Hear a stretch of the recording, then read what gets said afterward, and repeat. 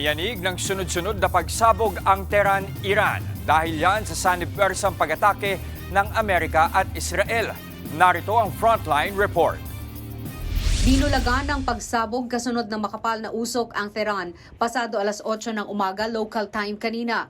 Ayon sa ulat ng Iranian media, sunod-sunod na pagsabog ang narinig sa capital city ng Iran. Sa pahayag ni Israeli Defense Minister Katz, preemptive attack ito laban sa Iran para umano alisin ang mga banta nito. Dati nang nagbabala ang Israel at Amerika na maglulunsad ng pag-atake kapag itinuloy ng Iran ang nuclear at missile program nito. Kinumpirma ni US President Donald Trump ang pag-atake.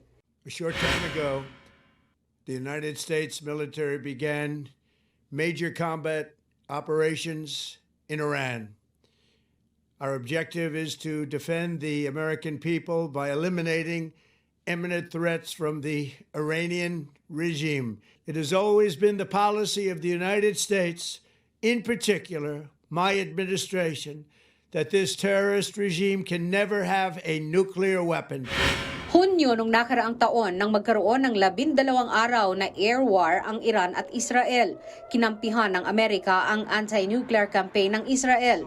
Pero gumanti ang Iran at binumba ang US Al Udeid base sa Qatar. Wala pang pahayag ang Iran kaugnay ng sanib-pwersang pag-atake ng US at Israel, pero si President Trump muling nagbabala.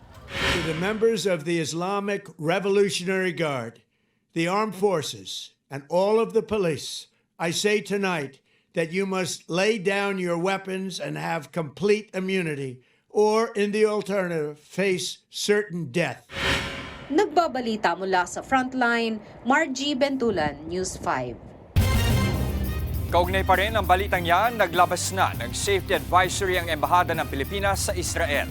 Ayon sa Israel Defense Force o IDF Homefront Command, isinailalim na sa essential activity status ang buong Israel.